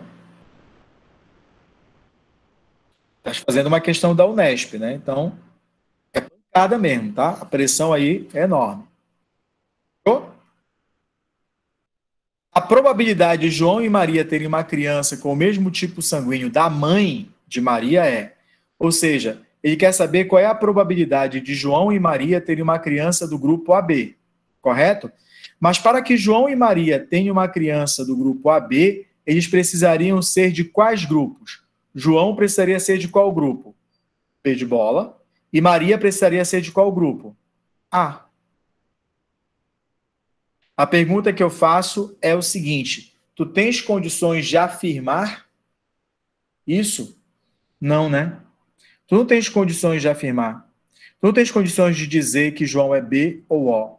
Então, o primeiro ponto é o seguinte: qual é a probabilidade do João ser do grupo B de bola? Qual é a probabilidade do João ser do grupo B de bola? Você vai ter que calcular essa probabilidade. Então, veja, como é que a gente calcularia? Isão B, izinho, isão B, izinho, izinho, izinho, izinho, izinho. Então, qual é a probabilidade do João ser do grupo B de bola? 2/4. Todos conseguiram me acompanhar? Se a probabilidade é 2/4, a probabilidade para o João ser do grupo B de bola vai ser o quê? Meio.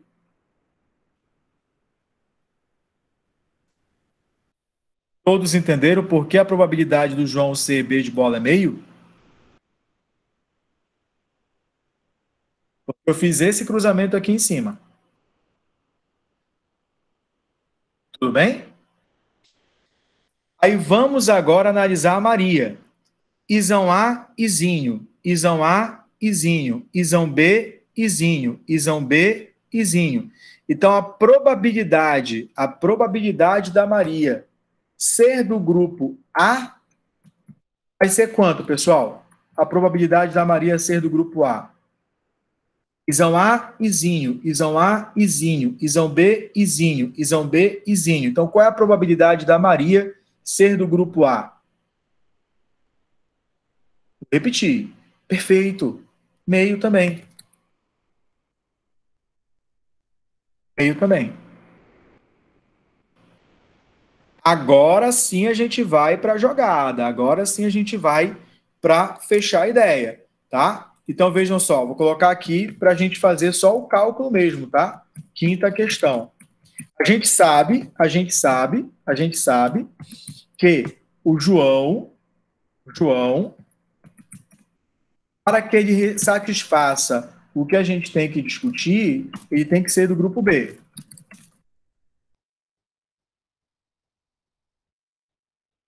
Nós calculamos a probabilidade dele ser do grupo B, que é meio.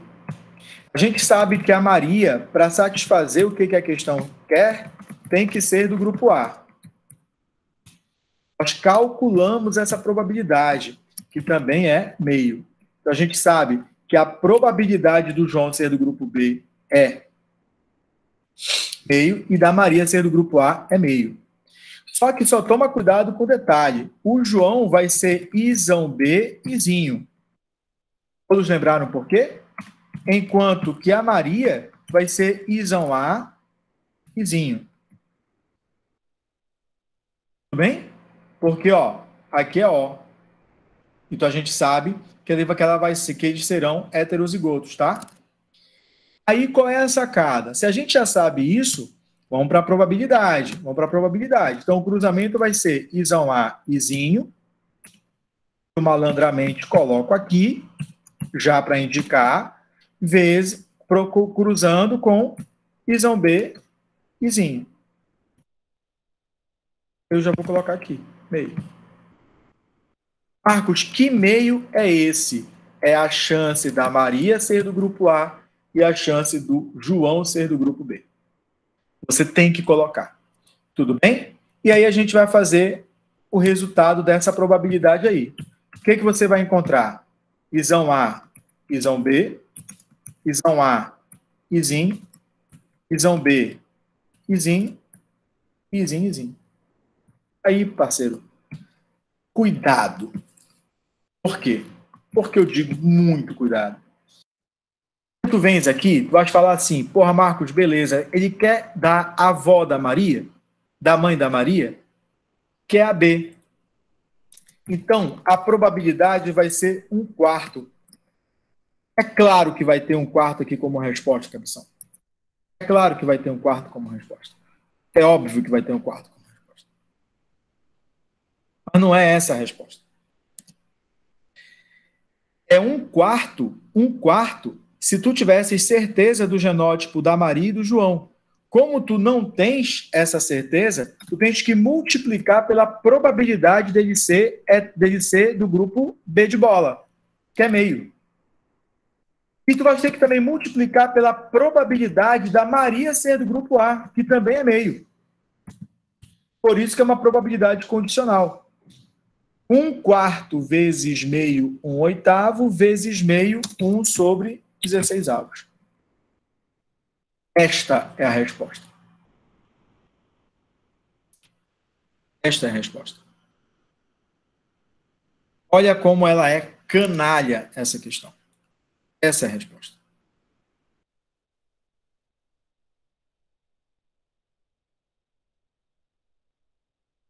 Essa questão é show de bola. Ei, parceiro, olha. Aqui, os caras entram com 2 pés mesmo. Conseguiram acompanhar o raciocínio? Todos conseguiram acompanhar? A gente fez passo a passo. Definimos a situação do João, da Maria, a probabilidade que cada um vai ter, porque a gente não tem condições de definir o genótipo deles. Trabalhamos a situação da questão e depois a gente foi analisar a probabilidade. Galera, aqui nós temos uma questão de herança, de análise de heredograma, que é importante para vocês.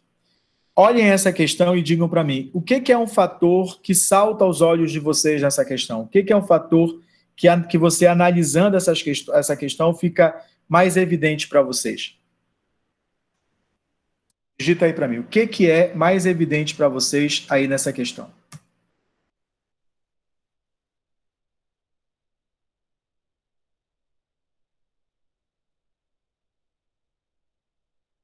Fetado gerando normal? Boa. Boa, boa, boa, boa, boa, boa. Já tenho a resposta. Homem afetado transmite para 100% de suas filhas. Sempre que isso aqui acontecer, você está trabalhando com uma herança ligada ao sexo dominante. Boa questão. Sempre que você tiver no heredograma um homem afetado transmitindo para 100% de suas filhas, você está trabalhando com uma herança ligada ao sexo dominante. Não esqueça que o homem transfere para sua filha o cromossomo X.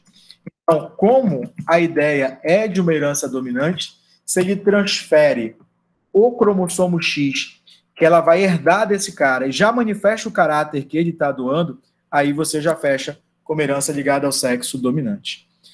Entendeu o marcador? Alguma dúvida aí, pessoal, em herança ligada ao sexo dominante?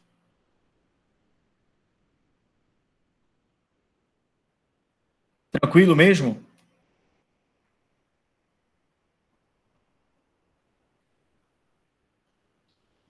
Agora, olha essa sétima aqui do Enem. Olha como ela muda. Os indivíduos de uma população de uma pequena cidade, fundada por uma família de europeus, são frequentemente frutos de casamento consanguíneo. Digita aí para mim, pessoal. Casamento consanguíneo é aquele indicado ou não indicado? Não indicado, né? As chances de falhas genéticas aumentam ou diminuem?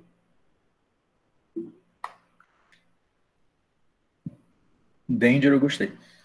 Aumenta, né? Aumenta a chance de falha genética. Então a gente tem que tomar muito cuidado com isso. Grande parte dos grupos familiares dessa localidade apresenta membros acometidos por uma doença rara, identificada por fraqueza muscular, com início de 30 anos, etc. Agora vamos lá. Em famílias com presença dessa doença, quando os pais são saudáveis, somente os filhos do sexo masculino podem ser afetados. Matou a questão. Matou a questão. Tá? Matou a questão. Casal normal. Casal normal apresenta apenas filhos afetados. Guarda a informação. Herança ligada ao sexo. Guarda a questão. Veja, se o homem afetado transmite para 100% de suas filhas, herança ligada ao sexo dominante. Se o casal é normal e transmite para 100% de seus... Perdão. Se o casal é normal, tem crianças afetadas, e estas crianças afetadas obrigatoriamente são do sexo masculino, herança ligada ao sexo recessiva. Por que não pode ser herança holândrica? Porque a herança holândrica, tá? A herança holândrica, você tem que tomar muito cuidado com isso, o gene está no Y. Então, se o homem tem, ele vai transmitir para o seu filho, mas eu já disse que o casal era normal.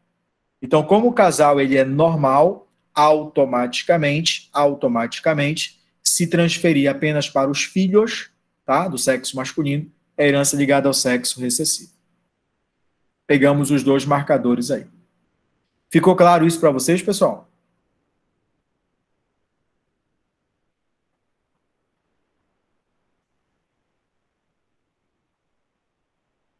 Então, cuidado com isso, tá?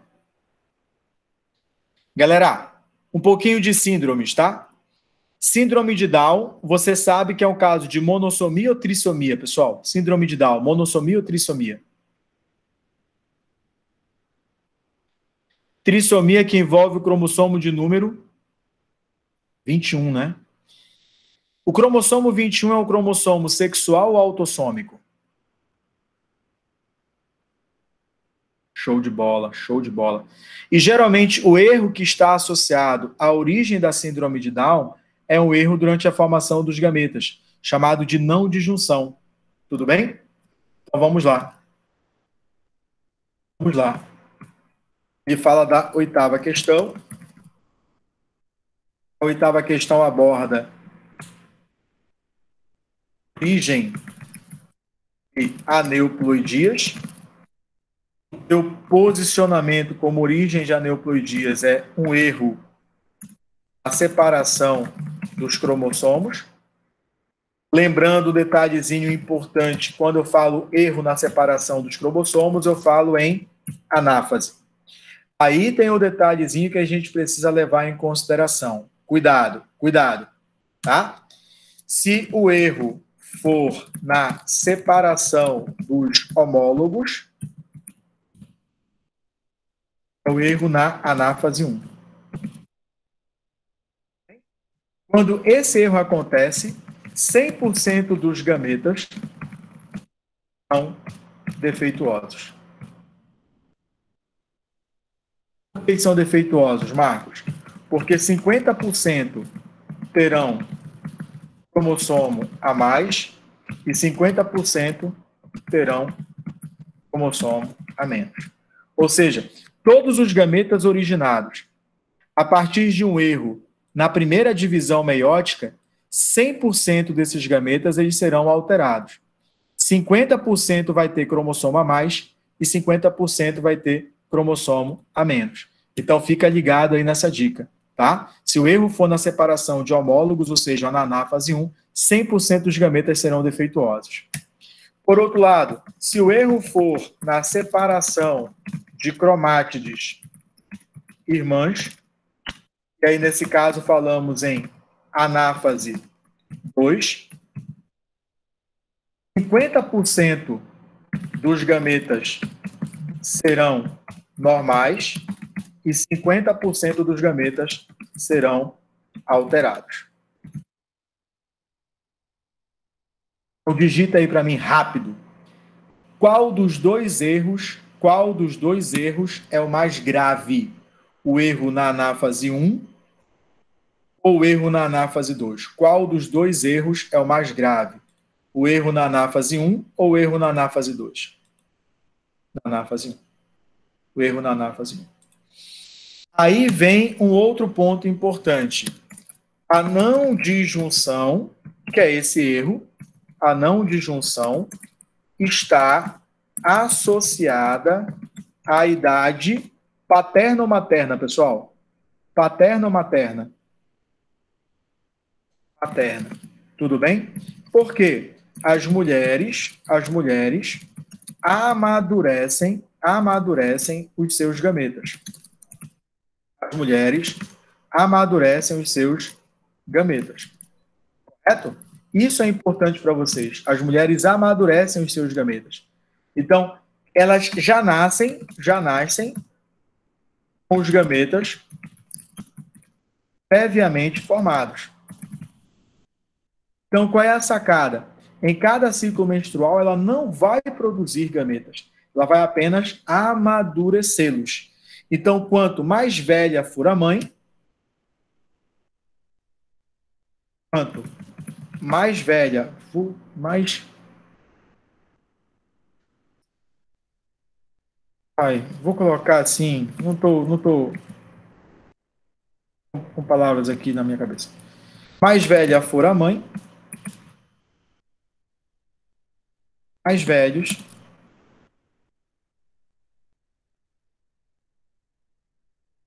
serão os gametas, maiores as chances de erros durante a meiose. Tudo bem? E aí a gente tem a ideia de que, geralmente, quando está associada a essa trissomia, é um erro durante a anáfase 1 da meiose. Letra correta, letra A. Ficou bom aí, pessoal? Ficou suave para vocês?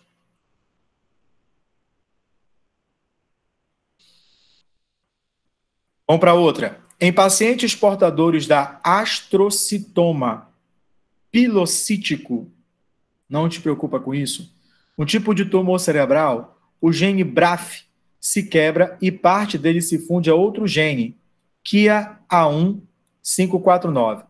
Para detectar essa alteração cromossômica, foi desenvolvida uma sonda, que é um fragmento de DNA que contém partículas fluorescentes, capazes de reagir com os genes BRAF e KIA, fazendo cada um deles emitir uma cor diferente. Em uma célula normal, como os dois genes estão em regiões distintas do genoma, as duas cores aparecem separadamente. Já quando há fusão dos dois genes, elas acontecem sobrepostas. Tudo bem? A alteração cromossômica presente. Galera, quando em condições normais, os genes estão distantes. Quando há mutação, eles estão sobrepostos. Beleza? Então, olha a pergunta. Houve troca de cromossomos, correto? Mas a condição agora é importante. Houve troca entre cromossomos homólogos ou não homólogos, pessoal? Houve troca entre cromossomos homólogos ou não homólogos?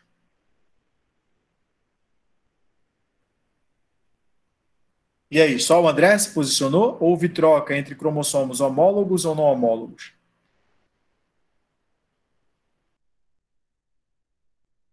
Não homólogos. Por que eu fui enfático nisso?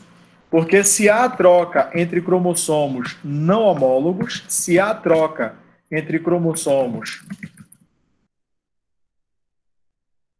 não homólogos, nós estamos falando em mutação cromossômica estrutural, nesse caso, mais precisamente uma translocação.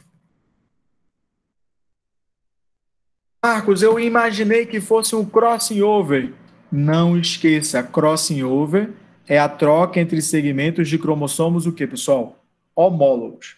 Como aí é uma troca entre segmentos de cromossomos não homólogos, você vai falar em uma translocação.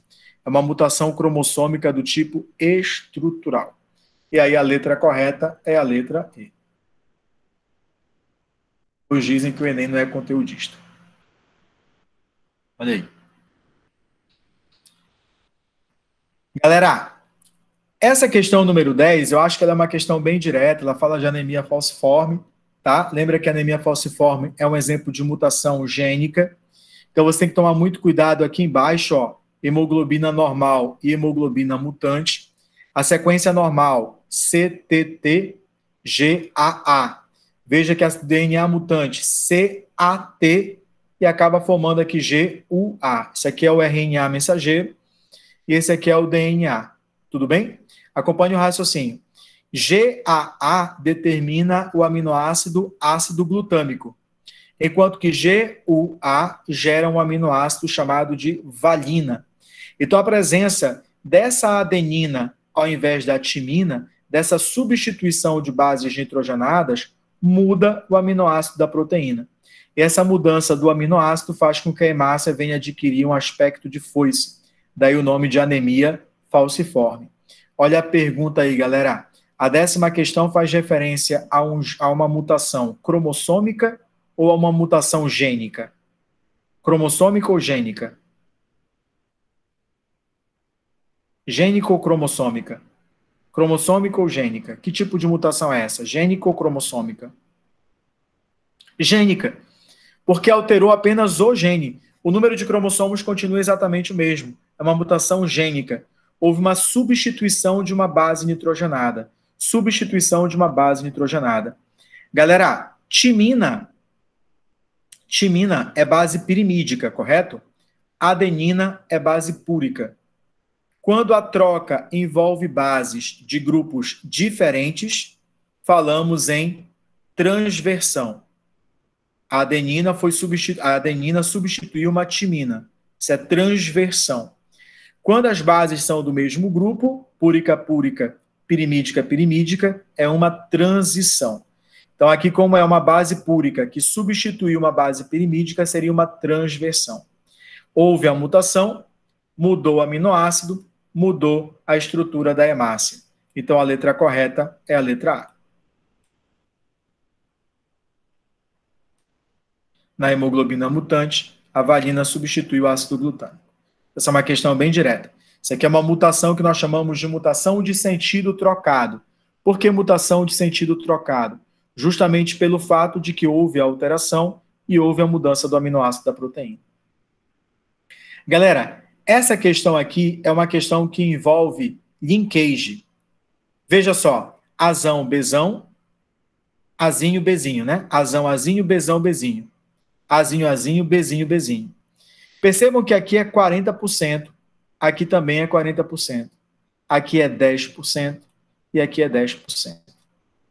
Se você fosse analisar a segunda lei de Mendel, o resultado esperado seria 9 para 3 para 3 para 1. Correto? Só que você não vai encontrar essa proporção. Porque na segunda lei de Mendel, ela só é válida para genes que estão localizados em cromossomos diferentes. Aqui os genes estão localizados no mesmo cromossomo. E é isso que eu quero que você fique atento. Sempre que o cara trouxer a maior percentual, é o que nós chamamos de parentais, tá? Selvagens. Então, eu posso afirmar que esse cara, ó, o azão está do lado do bezão e o azinho está do lado do bezinho. Então, azão e bezão estão no mesmo cromossomo, azinho e bezinho estão no mesmo cromossomo. Então, a gente está aqui trabalhando com o caso de linkage. E é isso que eu quero que você trabalhe. Aí a pergunta, como ela é besta. 10 mais 10 dá quanto? A pergunta é idiota, tá? 10 mais 10 dá quanto? 20. Beleza. Sabe o que quer dizer isso? Que esses genes estão a uma distância tal que a chance dele ocorrer recombinação é de 20%. Então, a distância entre os genes são 20 unidades de recombinação. Então, a letra desse item, ou dessa questão, é a letra C de casa. Ah, Marcos, então, para eu saber sobre recombinação, basta eu pegar a quantidade de genes ou de gametas em menor quantidade, ou de indivíduos em menor quantidade? Sim. Então, a partir daí, você vai saber que há um caso de linkage. Então, eles sempre colocam assim, 45, 45, 5 e 5, 40, 40, 10 e 10. Então, esse 10% aqui embaixo são o que nós chamamos de recombinantes. Recombinantes. Então, você está trabalhando aí com um caso de linkage. Então, você vai pegar os recombinantes, no caso 10 e 10, somar dá 20. Então, a distância entre os genes é de 20 unidades de recombinação. A taxa de recombinação é de 20%. Então, você só vai aplicar isso quando os genes estão localizados no mesmo cromossomo. É isso que nós chamamos de linkage. Marcos, qual seria, então, o genótipo desse cara? O genótipo aqui do casal, o genótipo desse casal vai ser azão, azinho, bezão, bezinho, azinho, azinho, bezinho, bezinho. Porque eu tenho essa dupla recessividade bem aqui. Só que qual é a particularidade? Esses genes estão localizados no mesmo cromossomo. Então, só toma cuidado com isso. É isso que nós chamamos de linkage. E eu trouxe duas questões discursivas, tá? Duas questões discursivas. A 12ª a gente já resolveu. Olha aqui, ó. A 12ª a gente já resolveu. Homem transmitindo para as filhas. Homem transmitindo para as filhas. Respondam para mim rapidinho aí, pessoal. É herança autossômica ou ligada ao sexo? Homem transmitido para as filhas. Autossômica ou ligada ao sexo? Homem transmitido para as filhas. Homem transmitido para as filhas. Show, André. Ligado ao sexo do tipo dominante ou recessiva?